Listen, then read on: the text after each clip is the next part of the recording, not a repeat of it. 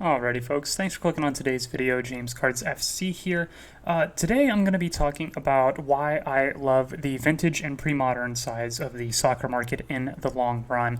I know I've talked previously a lot, in whether it be podcasts I've been on or in some of my earlier videos, I referenced the fact that I think vintage and pre-modern soccer in the long run is very, very attractive, especially in its current structure that it is in. And so today, I'd realized that I really hadn't done many videos on, at least not recently, on why I believe this to be the case, at least not in any detail. It's more just been general, I really think this is a good opportunity, and general reasons why, and without going into too much detail. But today, I wanted to go ahead and give you guys that love vintage and pre-modern, just like I love vintage and pre-modern, a look into why I think some of these factors lend themselves really well in the future to why vintage and pre-modern could be very, very successful in the long run for the soccer card market in particular, as opposed to some of the other markets. So this will be my magnum opus of the vintage and pre-modern sides of the market.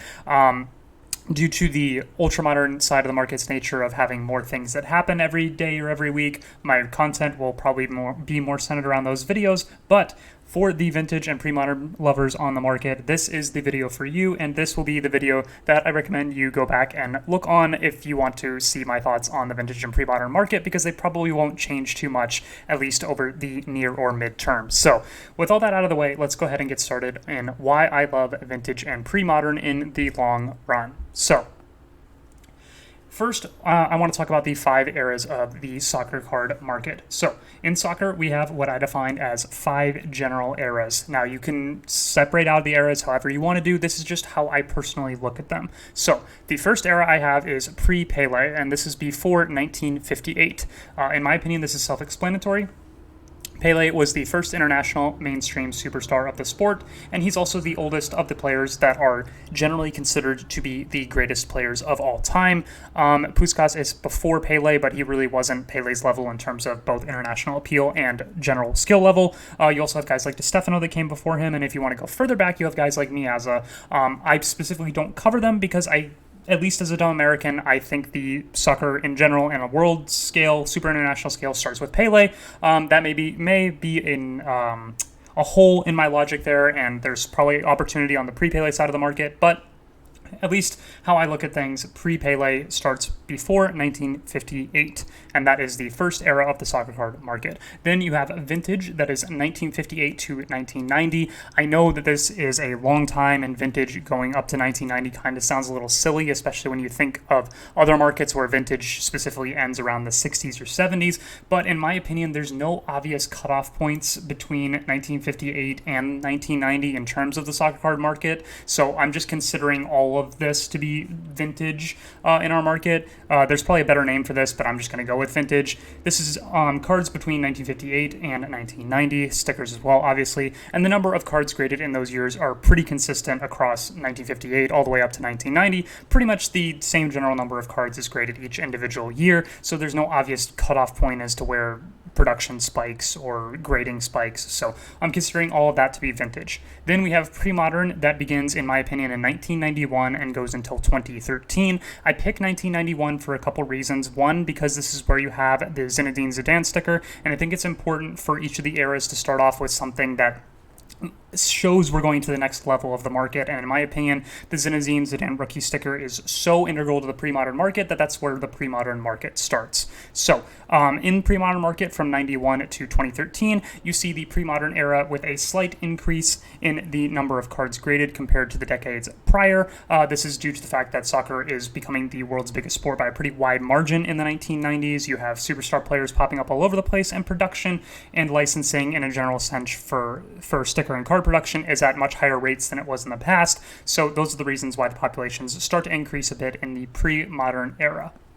Now, with that, we move into the modern era, which is 2014 to 2017. This is a very small era, but this is a very important era, and a lot of cards get graded in this era. So the number of cards in the modern era explode as Topps and Panini produce their first mainstream American targeted sets. These would be 2014 Prism, 2017 Chrome, and a few others like 2015 Select, 2016 Select, 2017 Select, and a bunch of other American brand products that Topps and Panini start making. So With that comes a lot of parallel cards, a lot of base cards that the American side of the market likes to grade, and so with that you see the population report start to explode in terms of how many cards are being graded in that modern era.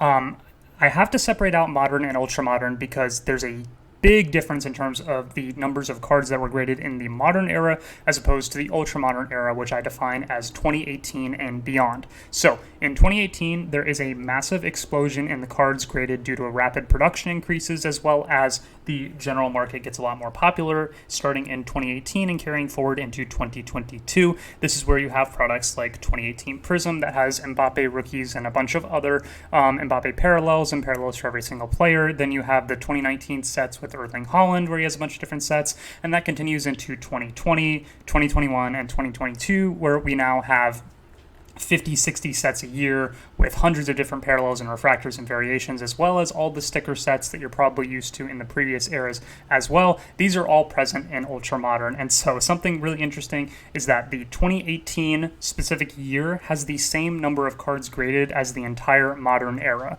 So from 2014 to 2017, there's the same number of cards graded as just 2018 by itself, and that again goes to show you how much the population report has increased on the more recent eras as opposed to the ones that came before. So keep this in mind, and we'll move forward into looking at some other sports and how these population numbers look so different. So I titled this slide, Soccer Populations Are Not Normal, and that's exactly what I'll be talking about here. So on the top left, you have PSA football cards graded by decade, top right, baseball, bottom left, soccer, and then bottom right, basketball. These are all taken from the PSA population report, and then I just do some simple Excel to generate these charts. So you can make charts like this. It's really not that hard.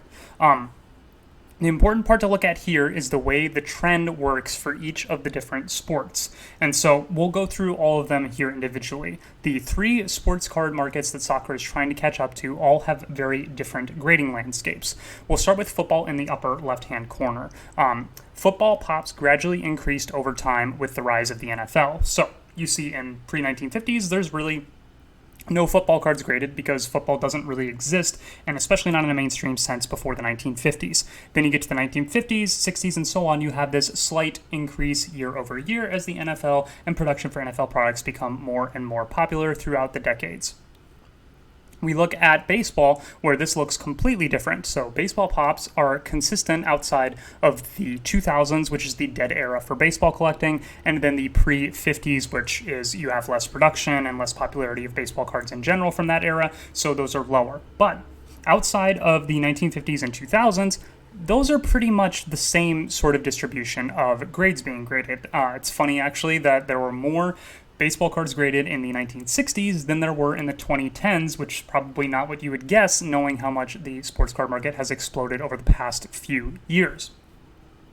Then you look at basketball in the bottom right-hand corner. Basketball populations match the sport's mainstream interest level. If you're not familiar with the basketball, how it grew in the United States, basically basketball was an alternative sport until the 1980s or 90s. It was more akin to like hockey until you had Magic Johnson, Larry Bird, and then of course Michael Jordan in the 1980s into the 90s. And then in the 2000s, as Jordan retires, the league goes through a period where it's really not all that popular. And then LeBron comes, Kobe ends up being a superstar, and then we move into the 2010s where we now have LeBron continuing, guys like Steph Curry, and then as we exit the 2010s, we have guys like Luka and whoever else you want to throw in there as the new stars of the NBA. And the populations pretty much reflect exactly the popularity that the NBA has seen over those decades. So then we'll go ahead with all that out of the way and look at soccer and how different it is from all these other markets. It's in the bottom left-hand corner, and you can see that I highlighted all the super small numbers in yellow just so you could see them pop up on the graph. From the pre-1950s all the way up to the 1990s, there are almost no soccer cards graded at all. Then in the 2000s, you have a slight bump up, and in the 2010s is basically where every soccer card has been graded because that's the era in which there's a lot of production. People were grading active players. People really haven't looked back, and there's not as much awareness on the market. But however the factors line up, there are not a lot of soccer cards graded pre-2000s, and even if you include the 2000s compared to the 2010s, it's just a ridiculous number of cards. And this doesn't match the trend that we see for any other market. As I say here, soccer pops are consistently tiny until the 2000s. despite always being the biggest sport. Now, it's fading in and out in terms of how much it is the biggest sport, and it actually doesn't become the biggest sport until around the 1970s, but I'll be going over that in a later slide here. But the general point here is look at how small these pops are compared to the other decades in other sports, and you start to get the idea that that's maybe the area that you want to be looking in, considering how low those are. So let's talk about how soccer wasn't actually always the world's biggest sport. So I had to do some research on this because I wanted to do a whole section on how soccer has always been the world's most important sport, and that's why vintage and pre-modern make the most sense, because it's always had so many fans, yada, yada, yada. You get the picture there. That's actually not the case. So in the 1940s, as you can see in these charts right here that I pulled from a data sourcing YouTube video, in the 1940s, soccer is one of the biggest sports, but it's not the biggest. 1950s, same. 1960s, same. And then in the 1970s is when it really starts to explode and becomes the world's most popular sport. So as I say in the as I say in the tagline here, soccer goes from one of the most popular sports in the world in the 1940s and 1950s to being the most popular in the world by 1970.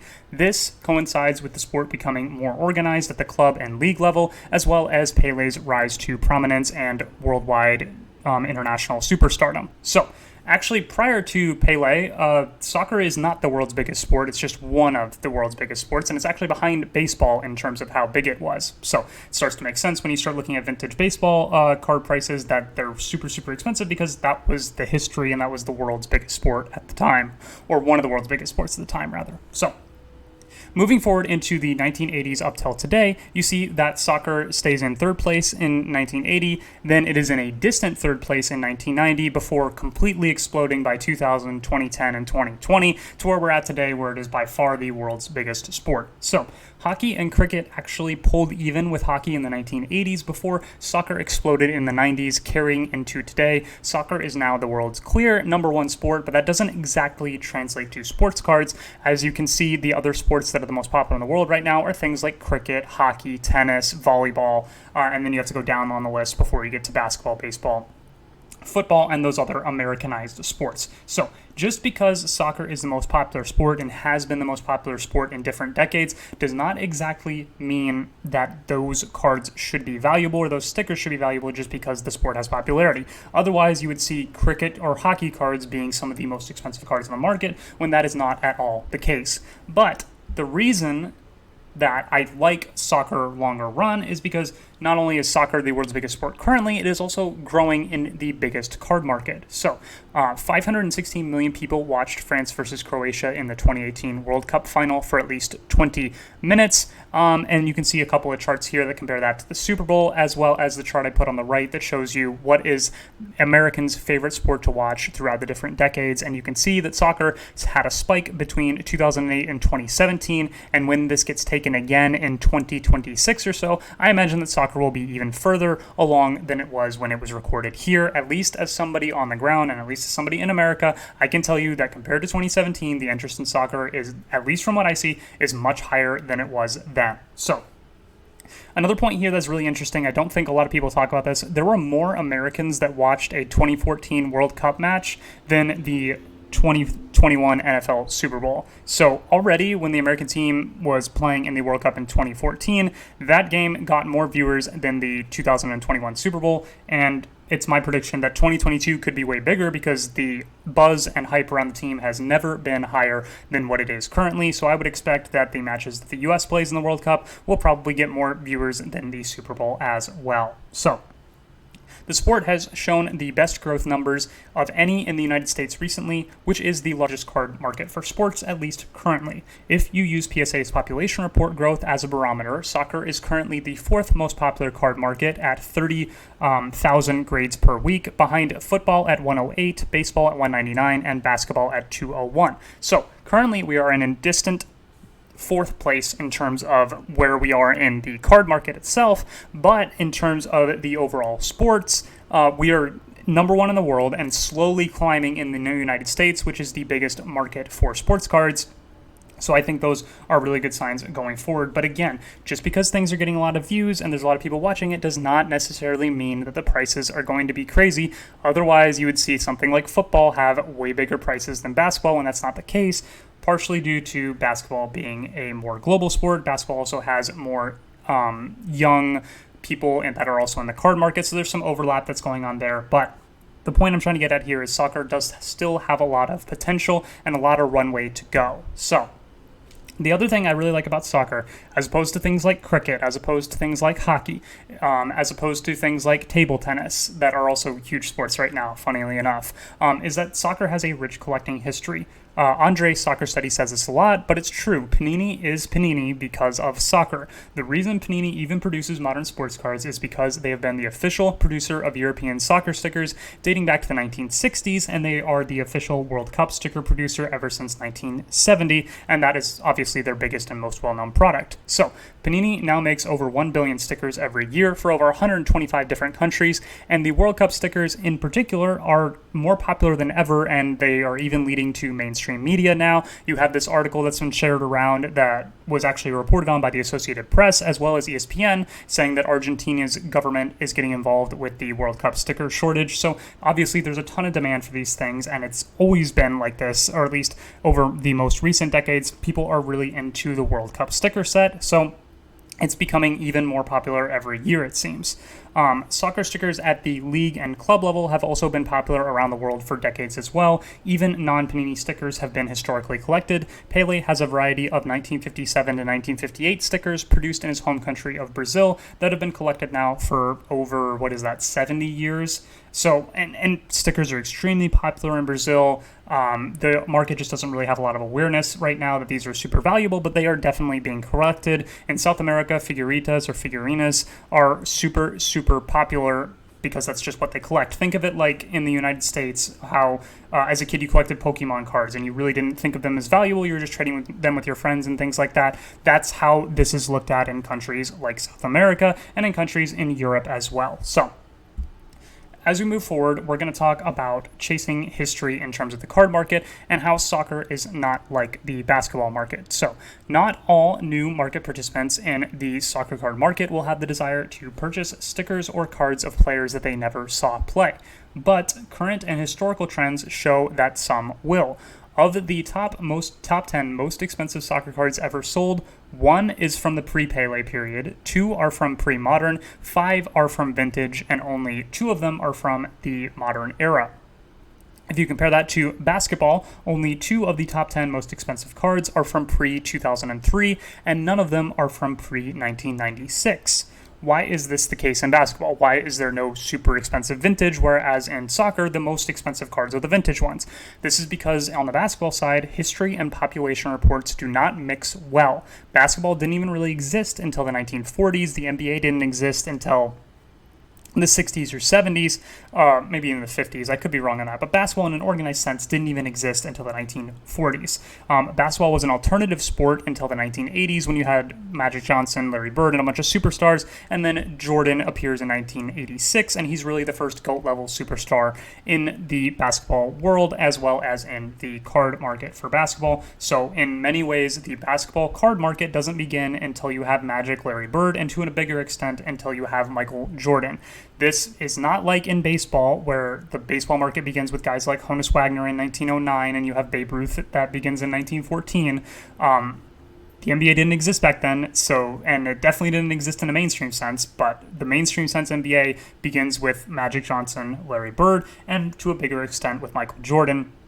And the issue with that in terms of values is that Jordan's era coincided with massive overprinting in the card market, as well as those cards already being seen as investments, which led to an abundance of high-grade Jordan rookies. So even in the 1980s and 1990s, you had this history of baseball card collecting that dated back until the 50s, 40s, and prior. So people that then moved into the basketball card side knew that these cards could be valuable in the long run, so they were kept in good condition. The production levels were really high because baseball card collecting was really popular in the 80s and 90s, and there was a huge speculative bubble that happens. This is called the junk wax era, where everybody thinks they're going to be super rich because they all have these rookie cards, rookie base cards in really good condition, but there's so many produced that it actually doesn't work out that way because there's just way too much production for the amount of demand that's out there. So I highlighted this in the graph on the right-hand side of the page, and this shows in the 80s and 90s, the boom that the NBA had also coincides with the cards being graded by PSA in the 1980s and 1990s. I talked about this on one of the original slides, but I just wanted to highlight it again for you here.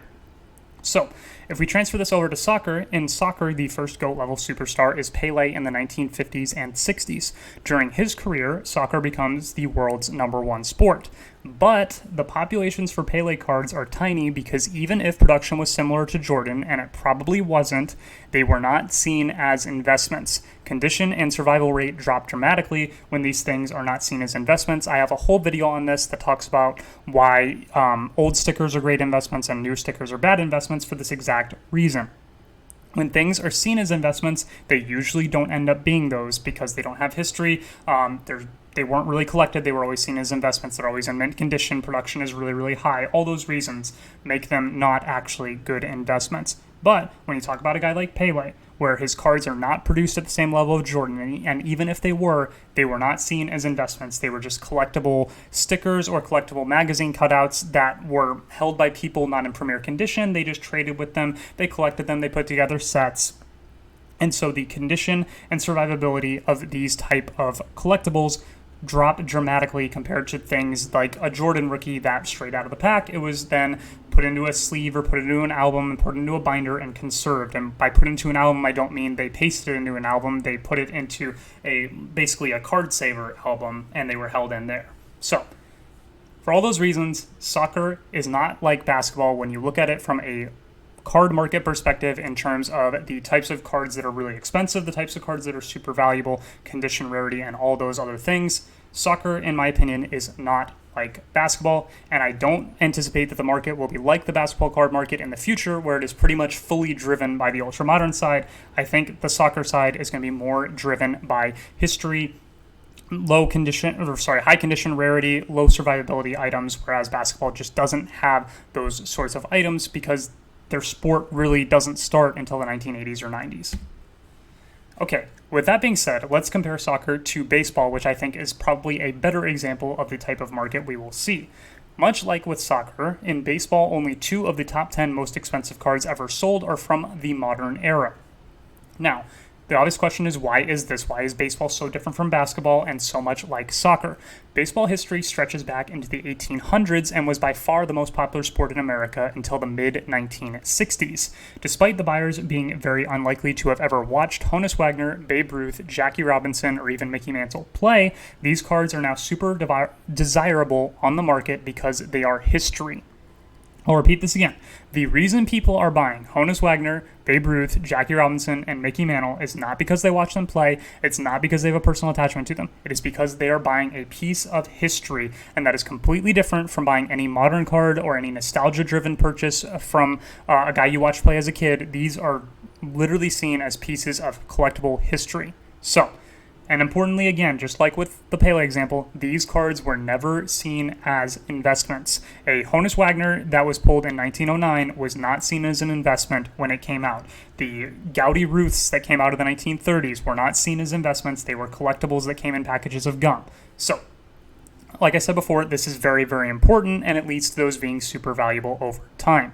These were heavily collected, yes. The vintage baseball tobacco cards as well as the gum cards were heavily collected in their time, but they were more collected in the way that kids collect Pokemon cards or World Cup stickers. They are collected, they are traded, they are put in albums and collections, but they're not being held because in 10, 20 years they're going to be worth 1,000x what they are now. No, they are simple collectibles from that era that are now seen as pieces of history. So, as I said before with other examples, this leads to a very low supply of mint condition copies, which makes the prices of such copies explode.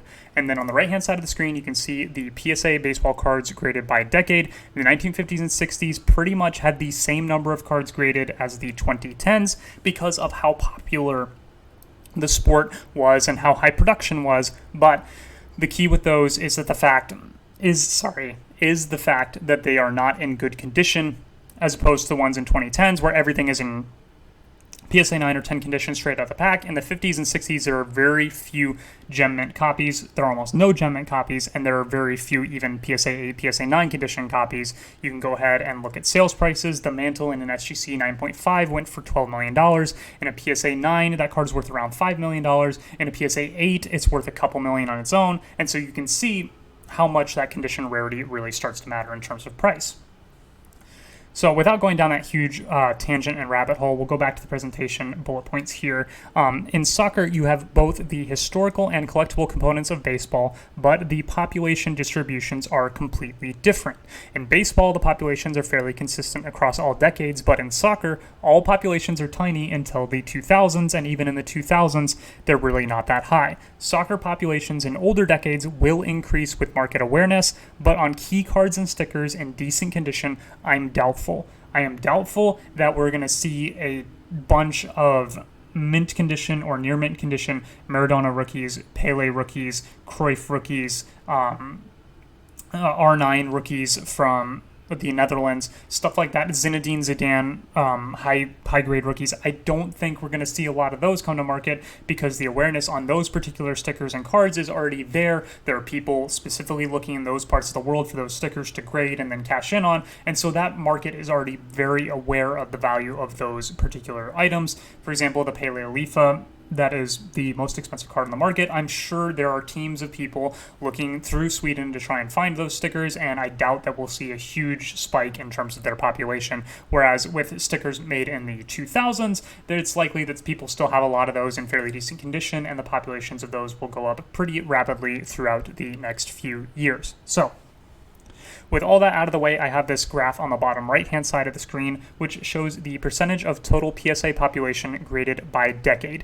And you can see that in soccer, 65% of the population of all cards graded are from the 2010s. Another 20% are from the 2020s, and that leaves the remaining 15-ish% to be split among all the other eras. And basically, all the way up through the 90s, only 7 or 8% of the entire population of soccer cards were graded in those eras, whereas you can see with baseball, it's a pretty linear population based on each of the individual groups. It's very well distributed outside of pre-1950s and 2000s, which, like I said before, dead era in the 2000s, and then pre-1950s production is so much lower, but outside of that, very, very consistent. Soccer is so much different from baseball in terms of population, but in my opinion, very, very similar in terms of its collectible market.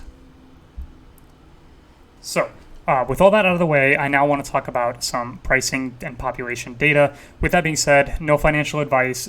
Prices and pops that I'll be going over can change and likely have changed by the time that you're watching this video. Do not use this as financial advice. Please do your own research. The overall market, and I'm talking about the economy in general right now, is currently as unpredictable and as scary as it has been in my short life. And sports cards are even harder than the general overall market to predict. So just be very careful, do your own research, don't use this as financial advice. I'm just an American with a laptop, a microphone, a lamp, and OBS on my computer. You have been warned. So, with all that out of the way, let's talk about some prices and populations. Pele versus Ruth. Pele is the first international superstar for soccer, and Ruth is the first, I put in air quotes, international superstar for baseball. I'm not really sure if he's that big internationally, but in terms of the American market, he's the first huge name that literally everyone knows of. So, Ruth and Pele, the first two big superstars of each of their sports. Their card markets are actually very similar in terms of what options are available for purchase. Both have extremely rare true rookie cards with populations under 10. For Pele, he has a few 1957 issues that are under 10 population, and for Ruth, he has a 1914 issue that is over 10 population. Under 10 population as well. Both of them also have rookies from. Both of them also have non-rookies from popular sets of the era. So I'll be comparing the 1933 Gaudi Babe Ruth to the 1959 Heinerle Pele. The 33 Gaudy Babe Ruth is from one of the most popular sets of the era. Despite the fact that this is a 19th year card for Babe Ruth, this is still one of the key cards, or at least it's seen that way in his market.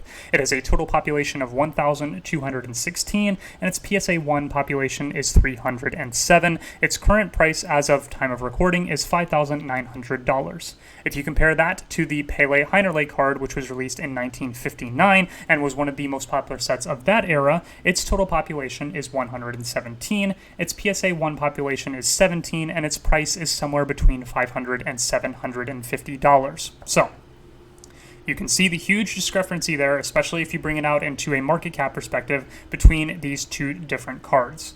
With that being said, I'm not suggesting this Pele should be selling anywhere near the Ruth at the current time, but if the soccer card market continues growing over the next decades, the population differences will start to take effect, and the fact that there's only 117 of these Pele cards versus 1,216 Babe Ruth cards starts to tip the balance of the scales when you consider how much bigger Pele is on a global scale than Babe Ruth is. So, in the soccer card market, you have the opportunity to acquire key issues of the greatest players of all time, like this Heinerle Pele, that would be unattainable in other sports unless, in this case, you wanted to spend $6,000 to get this Babe Ruth card that is pretty key to his market. It's only $500 to $750 to get this Pele key. Alrighty, taking this a little bit further, this is Soccer Goats versus other sports with vintage. So, let's see what you could buy in soccer for the GOAT of the era versus some other sports. So I'll be comparing Pele to Babe Ruth and Bill Russell. So for the Babe Ruth card, I selected the 1933 Gaudy and PSA 1 that I just talked about. It costs around $6,000. I also selected for basketball the 1957 Bill Russell Topps rookie card in SGC 2, and that is priced at $5,600, so right around the same price. For the same price as both of these cards, you can get a 1959 Heinerle PSA 1, a 1970 Panini World Cup PSA 6, a 1958 Titularis PSA 1.5, which was produced in Brazil, a 1958 Gazetta PSA 1 that also features Garrincha on it. Now, this is an album cutout, not necessarily a sticker, but you can still get a Pele and Garrincha collectible from 1958 for $1,000. So, all those added up together are what you can get for Pele versus buying one card for Ruth and one card for Bill Russell. So, really interesting there, the damage that you can do on the Pele side of the market versus the Russell or Babe Ruth side of the market for the same price. Then we'll go into the 1970s and 80s and talk about Maradona. So, in 1970s, 80s baseball, the best player is Nolan Ryan. He's a pitcher, and his 1968 Topps rookie card in PSA 7 is around $3,000. The population of this card is 1,636, and there are 820 graded higher than a PSA 7. You could also, in that same era, go with the 1980 Fleer PSA 9 card, PSA 8 in this case, which has the Magic Johnson and Larry Bird rookie on the same card. This goes for around $3,300, but the population is 2,827 with 640 graded higher. So you can go with either of those for those markets, or in the soccer market, there is the 1977 Football PSA 1, which is the Maradona disc rookie. This is his only release in 1977, and it was produced in Argentina, and it is that same $3,300 price point. Its pop is 11, and its pop higher is 55. So you can see when you put it into perspective, the population differences. The damage that you can do in the soccer market with $3,300 is a lot different than what you can do in the baseball and basketball sides of the market. Then if we take this into the 2000s, we have Albert Pujols on the left-hand side for baseball. This is his SP Future Watch out of 1,250 rookie graded in BGS 9.5, one of the more key rookies on his market. Its price is $3,800 with a population of 116 with around 190 graded higher. In basketball, you obviously have the LeBron James Topps Chrome rookie in BGS 9.5 condition. This is around $4,000, and its population is 3,301 with around 2,300 graded higher. For that same price, you could get the 2004 Mega Cracks Lionel Messi 71 Biz in PSA 6 and the 2004 Este sticker in PSA 8, both combined for that same $4,000 price point. The Mega Cracks is of a population of 137 with 234 higher, and the sticker is a population of 46 with 54 graded higher. And so here you can see how much the populations start to play into effect, how low pop those Messi cards are in relation to the LeBron and the Albert Pujols. And keep in mind that LeBron and Albert Pujols have hundreds more rookie cards than Lionel Messi does. I've talked about this before. Lionel Messi has 7 or 8 rookie cards, whereas Albert Pujols probably has 50 to 100, and LeBron has like 500 to 1,000 different rookie cards. So Messi at 7 or 8, LeBron at a few thousand, and then Pujols at a few hundred, and all these prices are what they are. I will leave that with you. Okay, let's get into the summary slide here, and we'll wrap things all up for today. Soccer has been one of the biggest sports in the world since the 1950s and is by far the biggest sport in the world since the 1990s. Unlike other massively popular global sports like cricket, soccer has rich collecting history through sticker collecting, and that continues through to this day, like we see with the popularity surrounding the World Cup sticker set. Soccer is currently the 4th most popular sports card market, behind only football, which is fully American, baseball, which is heavily American, and basketball, which is a global market. Soccer is growing in the United States, while baseball is declining, and awareness of the market is growing internationally as well. This is specifically talking about the soccer card market. Awareness and which issues from which countries are worth a lot of money is starting to grow internationally, organically, as we go throughout these next few years. I personally see the soccer card market growth to have similar potential to basketball because it is a global sport on a global scale, but with a pricing structure that is closer to that of baseball, where it's more focused on historical pieces from different countries versus modern hype focused like the basketball market, where you don't really have that sense of history because the sport wasn't really big until the 1980s, and once the 80s came around, production was already super high. That doesn't exist for soccer, as we've seen in the population reports as well as population distributions. When the sport becomes super mainstream in the 1950s, 60s, and 70s, there's not a lot of options out there to collect that history. So, like I say, this is due to the insanely low population reports on cards and stickers pre-2010s, as well as the market's historical focused top sales. Again, of the top sales in the soccer card market, 8 of the 10 are not in the modern era, whereas in basketball, 8 of the 10 are in the modern era. So, in my opinion, summing it all up, it will likely take decades for the market to fully mature to the level of the other 3 major sports, but there are underlying factors that support soccer's growth that are not present in other sports. With all this presentation being said, and with all this I'm wrapping up today, I'm not saying you need to FOMO, which is fear of missing out, purchase vintage or pre-modern keys, but I'm just saying that you have the opportunity to keep those in mind the next time you look at a Hyped Ultra Modern card or a Hyped Modern card and think about where that purchase money could be spent differently. I'm not telling you to buy cards you don't want. I'm not saying these are going to be super great investments that are going to 200, 300, 400x over the next few years. I'm saying that the fundamentals support in the long run this being a very nice potential market when you compare it to some of the other sports, but with that in mind, I'm looking at this through the lens of a very long-term play. I'm saying that over the next few decades, whether it be 10 years, 20 years, 30 years, I think soccer could eventually get to the point where it is one of the top 2 or 3 biggest sports card markets. And if that is the case, then the key cards from the vintage and pre-modern era that we see now may not be as easy to acquire as they currently are. So, on the far right-hand side of the page here, last graph, this shows you the cards graded in each of the markets before 2014 and then 2014 and after, and you can see just how crazy it is, how many more cards are graded in the modern to ultra-modern era in soccer compared to before the ultra-modern or modern era for soccer. 82% of the cards graded in the soccer market are from 2014 and after. This is a complete aberration from any other sports card market, and I would keep these numbers in mind as you're looking at research and looking at potential places to place your bets in the soccer card market. Again, no financial advice.